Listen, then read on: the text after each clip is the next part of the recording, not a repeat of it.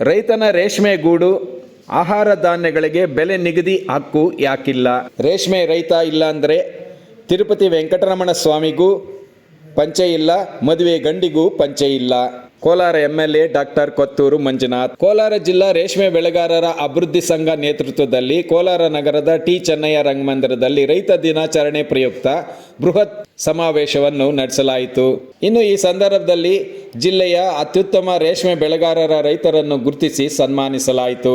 ಅತ್ಯಾಧುನಿಕ ರೇಷ್ಮೆ ಕೃಷಿ ಸಲಕರಣೆಗಳು, ಉಳುವ ಯಂತ್ರೋಪಕರಣಗಳು, ಗೊಬ್ಬರ, ಔಷಧಿಗಳು, ಸರ್ಕಾರಿ ಪ್ರೋತ್ಸಾಹ ಯೋಜನೆಗಳ ಬಗ್ಗೆ ಮಾಹಿತಿ ನೀಡುವ ವಿಶೇಷ ಮಳಿಗೆಗಳು, ಪ್ರದರ್ಶನ ಮತ್ತು ಮಾರಾಟವನ್ನು ಸಹ ಏರ್ಪಡಿಸಲಾಗಿತ್ತು. ಇನ್ನು ಈ ಸಂದರ್ಭದಲ್ಲಿ Kolar MLA doctor Kothur Manjunath, Kolar MP M Mallesh Babu, MLC Anil Kumar, MLC Inchara Govindaraju, ರಾಜ್ಯ ಬೀಜ ನಿಗಮದ ನಿರ್ದೇಶಕರಾದ ಒಡಗೂರು ನಾಗರಾಜ್, ರೇಷ್ಮೆ ಗೂಡು ಮಾರುಕಟ್ಟೆಯ ಮುಖ್ಯ ಕಾರ್ಯನಿರ್ವಹಣಾಧಿಕಾರಿ ಕಾರ್ತಿಕ್ ಬಾಬು, ರೇಷ್ಮೆ ವಿಸ್ತರಣಾಧಿಕಾರಿ ಚಂದ್ರಪ್ಪ, ಕೋಲಾರ ಜಿಲ್ಲಾ ರೇಷ್ಮೆ ಬೆಳೆಗಾರರ ಅಭಿವೃದ್ಧಿ ಸಂಘದ ಜಿಲ್ಲಾಧ್ಯಕ್ಷ KV ಸತೀಶ್, ಉಪಾಧ್ಯಕ್ಷ ಹೊಸಕೋಟೆ ರಮೇಶ್, ಪ್ರಧಾನ ಕಾರ್ಯದರ್ಶಿ ಬಳಗೆರೆ M ಶಂಕರೇಗೌಡ, ಖಜಾನ್ಸಿ ಹಾಗೂ ಶ್ರೀ ಯಂಗಾಳಮ್ಮ ದೇವಿ ರೇಷ್ಮೆ ಸಾಕಾಣಿಕಾ ಕೇಂದ್ರ ಮಾಲೀಕರಾದ T ಶಿವಣ್ಣ ತಾವರೆಕೆರೆ, ಸಂಘದ ನಿರ್ದೇಶಕರಾದ ಉಲಿಬೆಲೆ ವೆಂಕಟಾಚಲಪತಿ, ನಲ್ಲೂರು ಶಿವಪ್ರಸಾದ್, ಗೋಪ್ಸಂದ್ರ GV ರವಿಕುಮಾರ್, M ರಮೇಶ್, ವಿಜಯ್ ಕುಮಾರ್, ಬೈರೇಗೌಡ, ಮಂಜುನಾಥ್, ನಾರಾಯಣಪ್ಪ,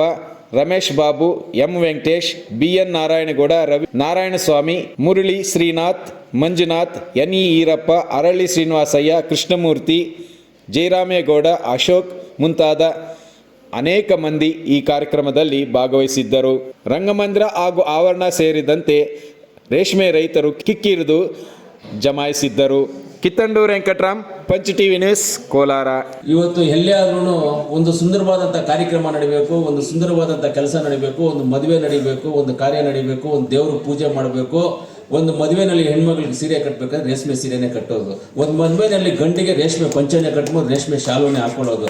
ತಿರುಪತಿ ವೆಂಕಟರಮಣ ಸ್ವಾಮಿಗೂ ರೇಷ್ಮೆ ಪಂಚೆನೆ ಕಟ್ಟೋದು, ಕರೆಕ್ಟ್ ಆಗಿಲ್ವಾ? ತಿರುಪತಿ ವೆಂಕಟರಮಣ ಸ್ವಾಮಿಗೂ ಪಂಚೆನೆ ಕಟ್ಟೋದು. ಎಲ್ಲಾದ್ರೂ ಬಂದಾಗ ದೇವಸ್ಥಾನದಲ್ಲಿ ನಾವು ಯಾರಿಗಾದ್ರೂ ಸನ್ಮಾನ ಮಾಡ್ತೀವಿ ಅಂದರೆ ರೇಷ್ಮೆ ಶಾಲುನೇ ಹಾಕಿ ಹೇಳ್ತೀವಿ. ಕಾಂಚೀಪುರಂಗೆ ಹೋಗ್ತೀವಿ, ಮದುವೆಗೆ ಸೀರೆ ತಗೊಳ್ತೀವಿ, ರೇಷ್ಮೆ ಸೀರೆ. ಮಗಳಿಗೂ ರೇಷ್ಮೆ ಸೀರೆ ಬೇಕು, ಹೆಂಡತಿಗೂ ರೇಷ್ಮೆ ಸೀರೆ ಬೇಕು, ಸೊಸೆಗೂ ರೇಷ್ಮೆ ಸೀರೆ ಬೇಕು, ಅಳಿನಿಗೂ ಪಂಚೆನೆ ರೇಷ್ಮೆ ಪಂಚೆ ಬೇಕು, ರೇಷ್ಮೆ ಶಾಲುನೇ ಬೇಕು, ಕರೆಕ್ಟ್ ಆಗಿಲ್ವಣ? ಇದೆಲ್ಲ ಬೆಳೆಯುವಂತರ ಎಷ್ಟು ಸುಂದರವಾದಂಥ ಒಂದು ಹೆಣ್ಮಗಳಿಗೆ ಆ ಹೆಣ್ಮಗಳಿಗೆ ಸೀರೆ ಕಟ್ಟಿ ಮದುವೆನಲ್ಲಿ ಕುಡಿಸಿದ್ದು ಏನು ಸುಂದರವಾಗಿ ಕಾಣಿಸ್ತಲ್ಲ ಹೆಣ್ಮಗಳು. ಒಂದು ಗಂಡಸಿಗೆ ರೇಷ್ಮೆ ಪಂಚೆ ಕಟ್ಟಿ ಕುಡಿಸಿ ಮದುವೆನಲ್ಲಿ ಕುಡಿಸೋದು ಎಷ್ಟು ಸುಂದರವಾಗಿ ಕಳ್ತಾರೆ. ಆದರೆ ಆ ಸುಂದರವಾಗಿರುವಂಥ ಮನುಷ್ಯನೆಲ್ಲ ತಯಾರು ಮಾಡ್ತಾ ಇರುವಂಥ ನಮ್ಮ ರೈತರು ಆ ರೇಷ್ಮೆನ ಒತ್ತು ಕೂಡಲೇ ಉದ್ಯೋಗ ಅರ್ಧ ಭಾಗ ರೈತರು ಕೂಡಲೇ ಹೋದ ತಲೆನ ಕಷ್ಟ. ನಮ್ಮ ರೈತರ ಕಷ್ಟ ಅಂತ ಹೇಳೋದು ಇದೆಲ್ಲ ಏನಕ್ಕೆ ಅಂದರೆ ರೈತರ ಕಷ್ಟ. ಅವ್ರನ್ನೆಲ್ಲ ಇಷ್ಟು ಸುಂದರವಾಗಿಟ್ಟು ದೇವರಿಗೆ ಉಡಿಸುವಂಥ ಪಂಚೆನ ನಮ್ಮ ರೈತರು ಕೊಡುವಂಥ ಸಿಲ್ಕಿಂದ ಆಗುವಂಥದ್ದು. ಅವರೆಲ್ಲ ಚೆನ್ನಾಗಿದ್ದಾರೆ, ಇವತ್ತು ನಮ್ಮ ರೈತರನ್ನೆಲ್ಲ ಚೆನ್ನಾಗಿಲ್ಲ. ರೈತರ ದುರಾದೃಷ್ಟ ಗೊತ್ತಿಲ್ಲ ನಮ್ಮ ಭಾರತ ದೇಶದಲ್ಲಿ. ಬೇರೆ ದೇಶಗಳಲ್ಲಿ ರೈತರು ಅಂದ್ರೆ ದೇವರು ಅಂತ ಹೇಳ್ತಾರೆ. ಅವರಿಗೆ ರೈತರು ಅಂದ್ರೆ ದೇವರು, ಬೇರೆ ದೇಶದಲ್ಲೆಲ್ಲ. ಭಾರತ ದೇಶದಲ್ಲಿ ರೈತರು ಅಂದ್ಬಿಟ್ರೆ ಏನಕ್ಕೂ ಲೆಕ್ಕ ಇಲ್ದಂಗೆ ಆಗೋಗ್ಬಿಟ್ಟಿದ್ದಾರೆ ನೋಡಿ. ನೆಕ್ಸ್ಟ್ ಅಲ್ಲಿ ನಾನು ಹೇಳ್ತೀನಿ, ನೆಕ್ಸ್ಟು ಕಳ್ತನಗಳಾಗ್ತಾ ಇತ್ತು. ಮೊದಲೆಲ್ಲ ಕಳ್ತನ ಮಾಡ್ಕೊಂಡು ಹೋಗ್ತಾ ಇದ್ರು, ಇವ್ರನ್ನ ಕಳ್ತನ, ಅಲ್ಲಿ ಕಳ್ತನ, ಇಲ್ಲಿ ಕಳ್ತನ ಅಂತ ಹೇಳ್ತಾ ಇದ್ರು. ಈಗಿನ ಇನ್ನು ಮುಂದೆ 10 ವರ್ಷ 20 ವರ್ಷಕ್ಕೆ ರೈತರನ್ನ ಕಳ್ತನ ಮಾಡೋ ಪರಿಸ್ಥಿತಿ. ರೈತರ ಮನುಷ್ಯನ ಕಳ್ತನ ಏನಕ್ಕೆ ಮಾಡ್ತಾರೆ ಅಂದ್ರೆ ಎಲ್ಲ ಮರ್ತೋಗ್ಬಿಡ್ತಾ ಇರ್ತಾರೆ ಎಲ್ಲರೂ. ಏನ್ ಮಾಡ್ಬೇಕಪ್ಪ ರೈತ, ನೀನ್ ಬಂದು ಹೇಳ್ಕೊಡ ನಮ್ಗೆ ಅಂದ್ಬಿಟ್ಟು ಕಳ್ತನ ಮಾಡ್ಕೊಂಡು ಹೋಗಿ ಇಟ್ಕೊಳ್ಳೋ ಪರಿಸ್ಥಿತಿಗಂತೂ ಬರುತ್ತೆ ಈ ದೇಶದಲ್ಲಿ. ರೈತರನ್ನ ಕಳ್ಕೊಳ್ಳೋದು, ಕಾಲ್ ಕತ್ತರಿಸ್ಕೊಳ್ಳೋದು ಎರಡೂ ಒಂದೇ. ರೈತರನ್ನ ಕಳ್ಕೊಳ್ಳೋದು, ಕಾಲ್ ಕತ್ತರಿಸ್ಕೊಳ್ಳೋದು ಎರಡೂ ಒಂದೇ. ಆದರೆ ರೈತರು ಅಂತ ಹೇಳಿದ್ರೆ ಇವತ್ತು ಸಿರಿಕಲ್ಚರ್ ಡಿಪಾರ್ಟ್ಮೆಂಟ್ ಆಗ್ಬೋದು, ಹಾರ್ಟಿಕಲ್ಚರ್ ಡಿಪಾರ್ಟ್ಮೆಂಟ್ ಆಗ್ಬೋದು, ಅಗ್ರಿಕಲ್ಚರ್ ಡಿಪಾರ್ಟ್ಮೆಂಟ್ ಆಗ್ಬೋದು, ಎಲ್ಲ ಆಗ್ಬೋದು. ನಮ್ಮ ಆಫೀಸರ್ಸ್ ಅಂತೂ ನಿದ್ದೆ ಹೋಗ್ತಾರೆ, ಯಾರು ಕೆಲಸ ಮಾಡಲ್ಲ, ಆರಾಮಾಗಿ ನಿದ್ದೆ ಹೋಗ್ತಾರೆ ಅಷ್ಟೇ. ಅವರೆಲ್ಲ ಆರಾಮಾಗಿ ನಿದ್ದೆ ಹೋಗ್ತಾರೆ. ರೈತರು ಬದುಕೋಕ್ಕೋಸ್ಕರ ಅವ್ರು ಏನೂ ಮಾಡೋದಿಲ್ಲ ಅಷ್ಟೇ. ನಾನೀಗ ಯಾವ ಆಫೀಸರ್ ಹತ್ರ ನಾನು ದುಡ್ಡು ತಗೊಳ್ಳ, ಯಾರಿಗೂ ನಾನೇನು ಕೇರು ಮಾಡಲ್ಲ, ಯಾರು ನನ್ನ ಲೆಕ್ಕ ಇಲ್ಲ, ನಾನು ಕೇರೇ ಮಾಡೋದಿಲ್ಲ, ಎಲ್ಲ ಮಲ್ಕೊಳ್ತಾರೆ. ಆಮೇಲೆ ಯಾರಿಗೂ ಸಿಗೋದಿಲ್ಲ, ಏನು ಸ್ಕೀಮ್ಗಳಿದೆ ಅಂತ ಯಾರಿಗೂ ಹೇಳೋದು ಇಲ್ಲ. ಅವ್ರು ಬೇಕಾಗಿರೋರಿಗೆ ಹೇಳ್ಕೊಳ್ತಾರೆ. ಸಂದರ್ಭ ಬಂದಾಗ ಸುನಾಮಿ ಬಂದ್ರೆ ತಡಿಬಹುದು. ರೈತ ಏನಾದ್ರೂ ಮೇಲೆ ಇದ್ದು ಒಂದು ಸುನಾಮಿ ತರ ಬಂದ್ರೆ ತಡೆಯೋದಕ್ಕೆ ಈ ದೇಶದಲ್ಲಿ ಯಾರಿಗೂ ಶಕ್ತಿ ಇಲ್ಲ. ಸುಂಟು ಗಾಳಿ ತಟ್ಕೋಬಹುದು, ಕೆರೆ ಕೋಡಿಗೆ ತಟ್ಕೋಬಹುದು, ಸುನಾಮಿ ತಟ್ಕೋಬಹುದು, ಗಾಳಿಗೆ ತಟ್ಕೋಬಹುದು, ಬೆಂಕಿಗೆ ತಟ್ಕೋಬಹುದು. ಬೆಂಕಿ ಆರಿಸೋದಕ್ಕೆ ಫೈರ್ ಇಂಜಿನ್ ಬರ್ತವೆ. ರೈತರನ್ನ ನಿಲ್ಸೋದಕ್ಕೆ ಯಾರ ಕೈಲೂ ಆಗಲ್ಲ, ಯಾವ ಫೈರ್ ಇಂಜಿನ್ ಇಲ್ಲ, ಯಾವುದೂ ಇಲ್ಲ. ಯಾವತ್ತು ರೈತ ಎದ್ದಾಳ್ತಾನೋ ಆವತ್ತು ಖಾಲಿ ಕ್ಲೀನ್ ಆಗೋಗುತ್ತೆ. ಆ ರೀತಿಯಲ್ಲಿ ರೈತರನ್ನ ಅಂದರೆ ಒಂದು ಕಡೆ ಕಷ್ಟನೂ ಆಗುತ್ತೆ ನಮ್ಮ ರೈತರು ನೋಡಿದ್ರೆ. ನಮ್ಗೆ ಏನು ಅನಿಸುತ್ತೆ ಅಂದರೆ ರೈತ ಬೆಳಿತಾನೆ, ಹಾಗೆ ಆಗುತ್ತೆ. ಈ ಕಾಲ ಬದಲಾಗದೆ ಇರೋದಿಲ್ಲ. ಇವಾಗ ಹೇಳಿದ್ರು ಇಷ್ಟೊತ್ತು ರೇಷ್ಮೆ ಅಂತ, ನಮ್ಮ ಕೋಲಾರಲ್ಲಿ ಯಾಕೆ ಮಾಡಬಾರ್ದು ರೇಷ್ಮೆ ಪಾರ್ಕ್ ಅಂತ ಯಾಕೆ ಮಾಡಬಾರ್ದು? ನಮ್ಮ MP ಅವ್ರು ಹೇಳ್ತಾ ಇದ್ರು, ನಾನು 1 ವರ್ಷದಿಂದ ಕೇಳ್ತಾ ಇದ್ದೀನಿ ಅವ್ರನ್ನ, ಒಂದು ಪ್ರಾಜೆಕ್ಟ್ ಮಾಡಿಕೊಡಿ ಅಂತ. ಅವ್ರು ಮಲಗಿರ್ತಾರಣ್ಣ, ಏನಿಲ್ಲ ಮಲಗಿರ್ತಾರೆ, ನಾವೇನು ಎಬ್ಬರ್ಸಕ್ಕಾಗೋದಿಲ್ಲ, ಕಲ್ಲೆತ್ಕೊಂಡು ಹಾಕ್ಬೇಕು ಒಳಗಡೆಗೆ. ಇವತ್ತು ನಾನು ಎಲ್ಲ ಮಾಧ್ಯಮ ಮಿತ್ರರು ಪತ್ರಕರ್ತರಲ್ಲಿ ಕೇಳ್ಕೊಳ್ತೀನಿ, ರೈತರನ್ನ ನಾವು ತೋರಿಸ್ಬೇಕು, ರೈತರಿಗೆ ಇರುವಂಥ ಸಮಸ್ಯೆಗಳನ್ನು ನಾವು ಎತ್ತಿ ತೋರಿಸ್ಬೇಕು. ಅಲ್ಲಿ ಯಾವುದೋ ಒಂದು ಗಲಾಟೆ ಆಗ್ಬಿಟ್ಟು ಟಿವಿನಲ್ಲಿ ಗಲಾಟೆ ಆಗ್ಬಿಟ್ಟು ಅವ್ನು ಎತ್ಕೊಂಡು ಹೋಗ್ಬಿಟ್ಟು ಇದಕ್ಕೆ ರೈತರಿಗೆ ತೋರಿಸಿ ಸ್ವಾಮಿ. ನಾಳೆ ನಿಮಗೂ ಪತ್ರಕರ್ತರಿಗೂ ಊಟ ಸಿಗಬೇಕು, ಮಾಧ್ಯಮ ಮಿತ್ರರಿಗೂ ಊಟ ಸಿಗಬೇಕು, ನನಗೂ ಸಿಗಬೇಕು, ಎಲ್ರಿಗೂ ಊಟ ಸಿಗಬೇಕಂದ್ರೆ ನಮ್ಮ ಪುಣ್ಯಾತ್ಮರು ದೇವರು ಎಲ್ಲೋ ಹೋಗ್ಬಿಟ್ಟು ನಾವಿರುವಂಥ ದೇವರುಗಳಿಗೆಲ್ಲ ಕೆಳಗಡೆ ಬಿದ್ದು ಪಿಲಾಗುಂದು ನಮಸ್ಕಾರ ಮಾಡ್ತೀವಿ. ರೈತರ ಪಾತ್ರಕ್ಕೆ ನಮಸ್ಕಾರ ಮಾಡೋಣ. ಅವರೇ ಊಟ ಹಾಕೋದು ನಮಗೆ, ಅವರೇ ಊಟ ಹಾಕುವಂಥವ್ರು. ಅದರಿಂದ ಒಂದು ಒಳ್ಳೆ ಕಾರ್ಯಕ್ರಮ.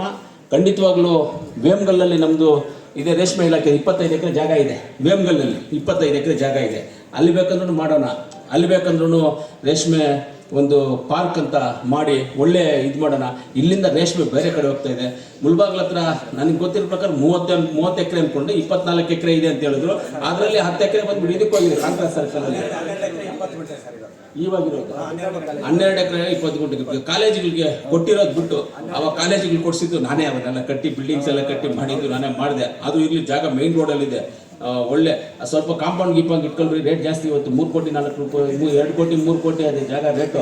ಇವಾಗ ಯಾವ ಮಾಡಿದ್ರೆ ಸ್ವಲ್ಪ ಡಬರ್ ಅಂತ ಹಾಕ್ಬಿಡ್ತಾರೆ ಎತ್ತಿ ಅದನ್ನ ಅಂತ ಅವ್ರಿದ್ದಾರೆ. ಯಾವ ಮಾಡಿದ್ರೆ ಕಾಂಪೌಂಡ್ ಹಾಕ್ಬಿಡ್ತಾರೆ ಬೇರೆಯವರು. ಹಂಗಿದೆ ಒಳ್ಳೆ ಜಾಗ, ಕಾಂಗ್ರೆಸ್ ಸರ್ಕಲ್ ಕಾರ್ನರ್ ಜಾಗ ಬೇರೆ ಅದು. ಅದರಿಂದ ಒಳ್ಳೆ ಜಾಗ ಇದೆ. ಇಲ್ಲ ವೇಮಗಲ್ಲಲ್ಲಿ 25 ಎಕರೆ ಇದೆ, ನಮ್ಮ ರೈತರಿಗೋಸ್ಕರ ಅಲ್ಲಿ ಮಾಡೋಣ.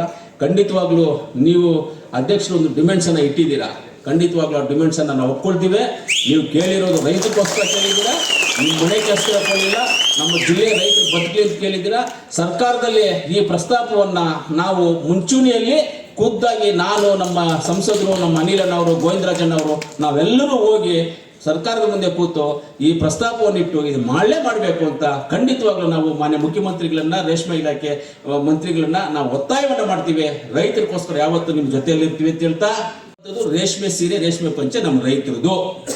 ನಮ್ಮ ರೈತರನ್ನ ಮದುವೆ ಗಂಡತರ ಮದುವೆ ಹೆಣ್ತರ ನೋಡ್ಕೋಬೇಕು ಅಷ್ಟೇ. ಅವರು ಅಷ್ಟು ಚೆನ್ನಾಗಿರ್ಬೇಕು ಅಂತ ನಮ್ಮ ಆಸೆ. ನೋಡ್ಕೋಬೇಕು ಅಂತ, ಅದಕ್ಕೆ ನೋಡ್ಕೋಬೇಕಂದ್ರೆ ಸರ್ಕಾರ ಬರಬೇಕು ಮುಂದೆ. ಖಂಡಿತವಾಗ್ಲೂ ಸುನಾಮಿ ಬಂದ್ರೆ ತಡ್ಕೊಳಕ್ಕಾಗುತ್ತೆ, ಬೇಕಂದ್ರೆ ಓಡ್ಬೋದು. ರೈತ ಇದ್ದಲ್ದ್ರೆ ತಡ್ಕೊಳಕ್ಕಾಗೋದಿಲ್ಲ. ಸರ್ಕಾರನ ಮುಂದೆ ಬರಬೇಕು, ಎಲ್ಲ ಬರಬೇಕು, ಮುಂದೆ ಬರ್ತಾರೆ ಖಂಡಿತವಾಗ್ಲೂ. ನಾವೆಲ್ಲ ನಿಮ್ಮ ಜೊತೆಗಿರ್ತೀವಿ ಅಂತ ಹೇಳ್ತಾ, ರೈತ ಅಂದ ತಕ್ಷಣನೇ ಅವನ ಸಮಸ್ಯೆಗಳ ಸುಳಿಯಲ್ಲಿ ಪ್ರತಿನಿತ್ಯ ಒಂದಲ್ಲ ಒಂದು ಸಮಸ್ಯೆ ಸಿಕ್ಕಾಕೊಳ್ತಾನೆ. ಅದಕ್ಕೇನೆ ನಮ್ಮ ಹಿರಿಯರು ಹೇಳಿದ್ರು, ವ್ಯವಸಾಯ ನೀನ್ ಸಾಯ, ನಿನ್ನ ಮನೆ ಮಕ್ಕಳೆಲ್ಲ ಸಾಯ ಅಂತೇಳಿ. ಹಂಗಾಗಿದೆ ರೈತನ ಪರಿಸ್ಥಿತಿ. ದಿನ ಬೆಳಗಾದ್ರೆ ನಮ್ಮ ರೈತರು ಬೀದಿಗಿಳಿದು ಉತ್ತಮವಾದಂಥ ಬೀಜ ಕೊಡಿ ಅಂತ ಹೋರಾಟ ಮಾಡಬೇಕು. ದಿನ ಬೆಳಗಾದ್ರೆ ನಮ್ಮ ರೈತ ರಸಗೊಬ್ಬರಗಳು ಸರಿಯಾಗಿ ಪೂರೈಕೆ ಆಗ್ತಿಲ್ಲ ಅಂತ ಹೋರಾಟ ಮಾಡಬೇಕು. ದಿನ ಬೆಳಗಾದ್ರೆ ಏನು ಕೀಟನಾಶಕಗಳಿದ್ದಾವೆ ಅದು ಉತ್ತಮವಾದಂಥ ಕೀಟನಾಶಕಗಳು ಸಿಗಬೇಕು ಅಂತ ಹೋರಾಟ ಮಾಡಬೇಕು. ದಿನ ಬೆಳಗಾದ್ರೆ ನಮ್ಮ ಬೆಳೆ ಆಗ್ತಾ ಇಲ್ಲ ಅಂತ ಹೋರಾಟ ಮಾಡಬೇಕು. ದಿನ ಬೆಳಗಾದ್ರೆ ನಾನು ಬೆಳೆದಂತ ಬೆಳೆಗೆ ಸೂಕ್ತವಾದ ಬೆಲೆ ಸಿಗ್ತಾ ಇಲ್ಲ ಮಾರುಕಟ್ಟೆಯಲ್ಲಿ ಅಂತ ಹೋರಾಟ ಮಾಡ್ಬೇಕು. ಅಂದ್ರೆ ಅವನ ದಿನನಿತ್ಯ ಹೋರಾಟದಲ್ಲೇ ಅವನ ಜೀವನ ಕಳೆದೋಗ್ತಾ ಇದೆ. ಆಗ್ಲೇ ಯಾರೋ ನಮ್ಮ ರೈತರೊಬ್ರು ಹೇಳಿದ್ರು, ಜೈ ಜವಾನ್ ಜೈ ಕಿಸಾನ್ ಅಂತ. ಈ ಘೋಷ ವಾಕ್ಯವನ್ನ ಕೊಟ್ಟಂತವ್ರು ಯಾರು ಹೇಳಿ? ಲಾಲ್ ಬಹದ್ದೂರ್ ಶಾಸ್ತ್ರಿ ಅವರು. ಜೈ ಜವಾನ್ ಜೈ ಕಿಸಾನ್ ಅಂತ ಘೋಷಣೆಯನ್ನು ಕೊಟ್ಟು, ಅವತ್ತಿಗೆ ಭಾರತ ದೇಶದಲ್ಲಿ ನಮ್ಮ ನಮಗೆ ಬೇಕಾದಂತ ಆಹಾರನ ನಮಗೆ ಉತ್ಪಾದನೆ ಮಾಡ್ಕೊಳ್ತಕ್ಕಂಥ ಶಕ್ತಿ ಇರಲಿಲ್ಲ ನಮಗೆ. ನಾವು ವಿದೇಶದಿಂದ ಆಹಾರನ ಆಮದು ಮಾಡ್ಕೊಳ್ತಿದ್ವಿ. ಅವತ್ತು ಈ ಘೋಷ ವಾಕ್ಯದೊಂದಿಗೆ ಕೃಷಿಗೆ ಹೆಚ್ಚು ಒತ್ತು ಕೊಟ್ಟು ಇವತ್ತು ನಮಗೆ ಬೇಕಾಗಿ, ನಮಗೆ ಉಳಿತಾಯ ಆಗಿ ಬೇರೆಯವರಿಗೆ ರಫ್ತು ಮಾಡ್ತಾ ಇದೀವಿ. ಅಷ್ಟು ಆಹಾರ ಉತ್ಪಾದನೆ ಮಾಡ್ತಿದೀವಿ ಅಂದ್ರೆ ನಾವು ಆ ಮಹನೀಯರನ್ನೆಲ್ಲ ತಿಳ್ಕೋಬೇಕಾಗ್ತದೆ. ಮನೇಲಿ ಯಾಕೆಂದ್ರೆ ಯುವಕರು ಅಂದಾಗ ನಾವು ಅವ್ರಿಗೆ ಬೆಂಬಲ ತೋರಿಸಿದ್ರೇ ನಾವು ಅವ್ರು ಮುಂದೆ ಬರ್ತಾರೆ.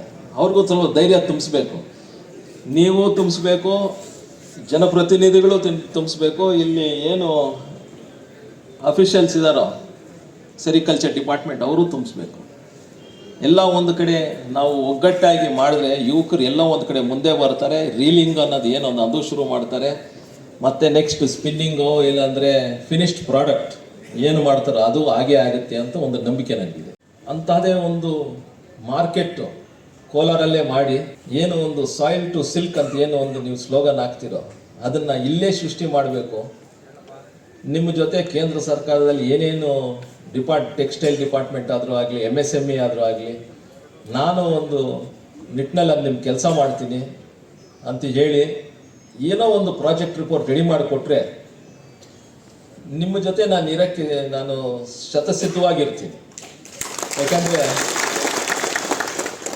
MSME ಬಂದು ಶೋಭಾ ಮೇಡಮ್ ಇರ್ತಾರೆ, ಶೋಭಾ ಕರಂದ್ಲೆ ಮೇಡಮು ನಮ್ಮ ಕರ್ನಾಟಕದವರೇ. ಟೆಕ್ಸ್ಟೈಲು ಅದರ ಪಕ್ಕದಲ್ಲೇ ಇದೆ, ಅವರ ಆಫೀಸ್ ಪಕ್ಕದಲ್ಲೇ. ಅದ್ರ ಜೊತೆ ಏನು ನಮ್ಮ ಅಲ್ಲಿ ಸಿಬ್ಬಂದಿಗಳಿದ್ದಾರೆ MSMEಯಲ್ಲಿ, ಅವರೆಲ್ಲ ಟೆಕ್ಸ್ಟೈಲ್ಗೂ ಇದಕ್ಕೂ ಎರಡಕ್ಕೂ ಇಂಟರ್ಲಿಂಕ್ ಆಗಿದೆ. ಅದಕ್ಕೆ ದಯವಿಟ್ಟು ಏನೋ ಒಂದು ಪ್ರಾಜೆಕ್ಟ್ ಇನ್ನೊಂದು 2-3 ತಿಂಗಳಲ್ಲಿ ನೀವು ಮಾಡಿಕೊಟ್ರೆ ನನಗೆ, ನಾನು ಗ್ಯಾರಂಟಿ ಅದನ್ನು ಮುಂದೆ ತೊಗೊಂಡೋಗಿ ಶಾಸಕರ ಜೊತೆ ಮಂತ್ರಿಗಳ ಜೊತೆ ಮಾತಾಡಿಕೊಂಡು ಅದು ಮಾಡೇ ಮಾಡ್ತೀನಿ ಅಂತ ಒಂದು ಭರವಸೆ ನಿಮ್ಗೆ ಕೊಡ್ತೀನಿ. ಕೋಲಾರ ಜಿಲ್ಲೆ ರೈತರು ಎಲ್ಲದರಲ್ಲೂ ಮುಂದೆ ಇದ್ದಾರೆ ಅಂತ ನಾನಲ್ಲ ಹೇಳೋದು, ಅಲ್ಲಿ ಡೆಲ್ಲಿಯಲ್ಲಿ ಹೇಳ್ತಾರೆ. ಯಾಕಂದರೆ ಮಾವು ಏನೋ ಒಂದು ಬೆಂಬಲ ಸಿಕ್ತೋ ಆವಾಗಲೇ ಎಲ್ಲ ಗೊತ್ತಾಗೋಯ್ತಲ್ಲಿ. ಮಾಲೂರು ತಾಲೂಕು ಸಿಕ್ಕಾಪಟ್ಟೆ ಜಿಂಕೆಗಳು ಅವಳಿ ರಾತ್ರಿ ಹೊತ್ತು ಬೆಂಕಿಗಳು ಹಾಕ್ಕಾದ್ರೂ ಆಗಲ್ಲ. ನಾವು ಇದ್ರಿಗೆ ಏನಾದ್ರು ಒಂದು ಪರಿಹಾರ ಮಾಡಿ.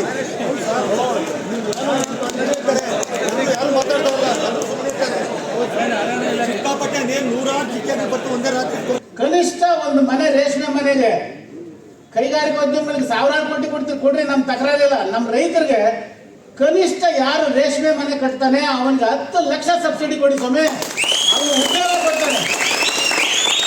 ಆಮೇಲೆ ಕೈಗಾರಿಕೋದ್ಯಮಿಗಳು ನಮ್ಮ ಜಮೀನು ಗೂಟಿ ಮಾಡ್ಕೊಂಡು ಹೋಗೋರು ಕೊಡೋದು ಬೇಡ, ಇವ್ರು ಕೊಟ್ಟರೆ ಶಾಶ್ವತವಾಗಿ ಉದ್ಯೋಗವನ್ನು ನಮ್ಮ ರೈತ ಸಮುದಾಯಕ್ಕೆ, ಕೃಷಿ ಕಾರ್ಮಿಕರಿಗೆ ಕೊಡ್ತಾರೆ.